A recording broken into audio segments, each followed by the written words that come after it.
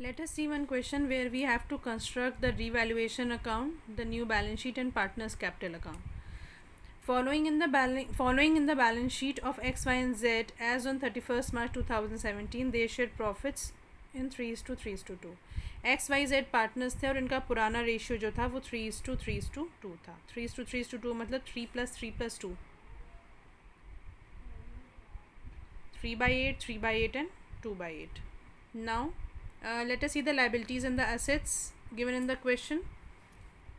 Creditors are given as 2,50,000, general reserve 80,000, partners loan X and Y के लोन है 40,000 and 50,000 and 40,000 respectively. Capital accounts X Y Z के हैं 1,60,000 and 50,000.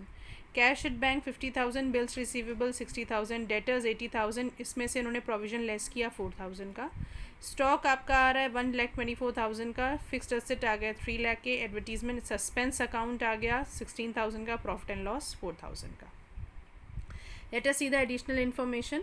On 1st April 2017, Y decided to retire. Y means the center one means having the share 3/8.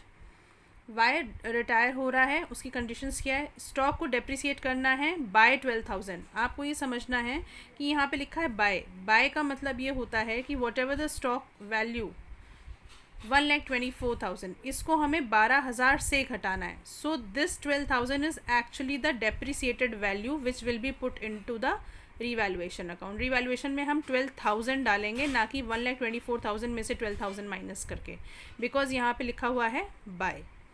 Second आता है advertisement expenses account to be written off. Advertisement suspense का जो भी यहाँ पे account दिया हुआ है 16,000 का, इसे हमें ओल्ड रेशियो 3:3:2 में पुराने पार्टनर्स में राइट ऑफ करना है. फिर इसके बाद उन्होंने कहा है प्रोविज़न हमें bad and doubtful debts to be increase to. Now यहाँ पे देखिए लिखा है 2, यहाँ पे बाय था, यहाँ पे लिखा हुआ है 2. Provision for bad and doubtful dates को इंक्रीज़ करना है 6,000 तक ले जा करके. यहाँ पे पहले का प्रोविज़न आपका 4,000 का है और यहाँ पे नया वो कह रहे हैं कि अब हम नया प्रोविज़न बनाएंगे 6,000 का. रीवैल्यूएशन में इसका डिफरेंस आएगा 6,000 माइनस 4,000 2,000. तो रीवैल्यूएशन में हम इसका डिफरेंस डालेंगे 2,000. Fixed assets be appreciated by 10%. Fixed assets हमारे 3 लाख के हैं, तो इसका 10% हो जाता है 30,000. 30,000 हमारा रीवैल्यूएशन का पार्ट है क्योंकि हमें उसे एप्रिशिएट करना है. Goodwill of the firm is valued at 80,000. Firm की गुडविल 80,000 दी हुई है, इसका मतलब हमें रिटायरिंग पार्टनर जो है वाई, उसकी गुडविल का शेयर निकालना पड़ेगा क्योंकि उसका शेयर बचे हुए पार्टनर्स एक्स और जेड के कैपिटल अकाउंट्स में एडजस्ट होना है. So we have to prepare revaluation account, partners capital account and balance sheet. So let us see how we are going to prepare it. Let us see the working note first.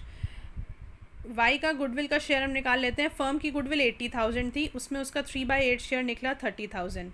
ये x और Z remaining partners में उनके gaining ratio that is 3:2 में divide होना है. तो इसमें x का शेयर बन गया ये 30,000 का 3/5, 18,000 3/5 हुआ 3:2 क्योंकि हम गेनिंग रेशियो में करेंगे, और जेड का हुआ 30,000 इंटू 2/5 दैट इज़ 12,000. तो गुडविल की एंट्री बन जाएगी X account debit, Z account debit to Y, 18,000 12,000 to 30,000. Now इसके बाद let us go to the revaluation account first.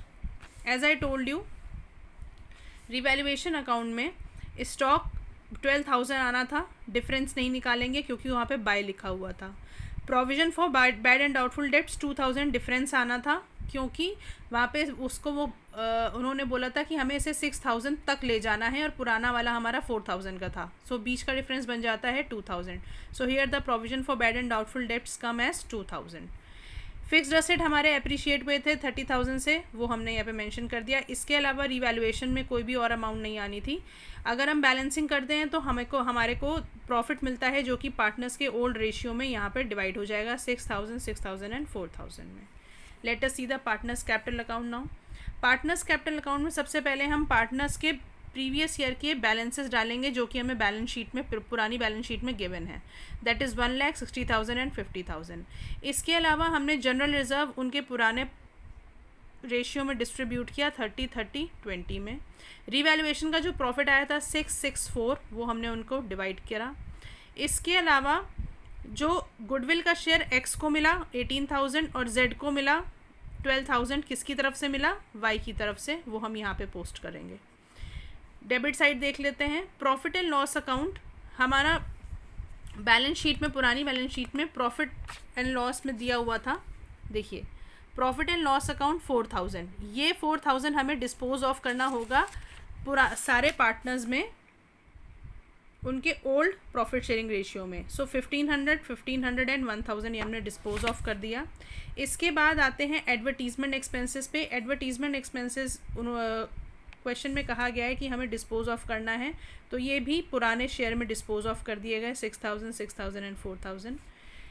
यहाँ पे हम इसकी डबल एंट्री करते हैं। यहाँ पे हमने वाई के अकाउंट में 18,000 और 12,000 की गुडविल की एंट्री की थी एक्स कैपिटल अकाउंट और जेड कैपिटल अकाउंट में। क्रॉस एंट्रीज़ यहाँ पे एक्स और जेड में होंगी वाई के अकाउंट से, जो कि 3:2 में गुडविल डिवाइड हुई थी 18,000 एंड 12,000। इसके अलावा और अब इसमें और कोई अमाउंट नहीं है जो आपको रिफ्लेक्ट करना हो। सो यहाँ पर 18,000 12,000 की पोस्टिंग के बाद अब हम इसके बैलेंसेस निकालेंगे। हम यहाँ का कैलकुलेशन करेंगे, ऐड ऑन करेंगे, 1,36,000 आ रहा है और यहाँ का करेंगे तो डिफरेंस अमाउंट हमारी बैलेंस आ गई 1,10,500। ऐसे ही बाकी वाई और जेड की भी बैलेंसिंग करेंगे तो यहाँ का बैलेंसिंग हमारा जो आएगा वो, क्योंकि वाई रिटायर हो गया है तो हम उसको बैलेंस में ना लिख करके वाई के लोन में डाल देंगे 1,18,500 करके। और जेड का वो एग्जिस्टिंग पार्टनर है, अभी कंटिन्यू करेगा तो उसका भी एक्स की तरह बैलेंसिंग फिगर आ जाएगा 57,000। ये आपके पार्टनर्स कैपिटल अकाउंट बन गए। इसके बाद न्यू फर्म की बैलेंस शीट बनाते समय हम ध्यान रखेंगे जिसमें चेंजेस नहीं हुए हैं वो चीज़ सेम की सेम आ जाएगी। जैसे क्रेडिटर्स में कोई चेंज नहीं हुआ था, 2,50,000 का 50,000 यहाँ पे आ गया। एक्स लोन अकाउंट और वाई लोन अकाउंट, हमारे यहाँ पे जो पुराने उनके लोन्स चल रहे थे उसमें एडिशन जो ये रिटायरिंग पार्टनर का है उसको हम यहाँ पे ऐड कर देंगे तो ये आ जाएगा 1,58,500 और एक्स का 50,000। इसके अलावा यहाँ पर जो बैलेंसेस हमें एक्स और जेड के मिले हैं 1,10,500 और 57,000 वो हम पोस्ट करेंगे। फिर एसेट साइड में cash at bank, cash in hand तो कुछ था नहीं, कैश एट बैंक में कोई चेंजेस नहीं थे तो 50,000 का 50,000 सेम आ जाएगा। बिल्स रिसीवेबल में कोई चेंजेस नहीं थे, 60,000 का सेम आ जाएगा। डेटर्स में उन्होंने कहा था कि हमें बैड डेट्स 4,000 से 6,000 करने हैं, तो नया वाला जो बैड डेट्स बनेगा प्रोविजन वो हो जाएगा 6,000, तो 80,000 माइनस 6,000 विल बी 74,000। स्टॉक में चेंजेस आया है तो स्टॉक हो जाएगा 1,12,000। स्टॉक आपका यहाँ पे देखिए 12,000 से डेप्रिशिएट हुआ था तो हम माइनस कर देंगे तो हमारे पास फिगर आएगी 1,12,000। फिक्स्ड एसेट हमारे अप्रिशिएट हुए थे 3 लाख में 30,000 हमारा इंक्रीज़ हुआ था तो टोटल हो गया 3,30,000। अब हम दोनों तरफ की कैलकुलेशन करेंगे, बैलेंस शीट हमारी बैलेंस हो जाएगी 6,26,000 से on both the sides. This finishes अब योर क्वेश्चन।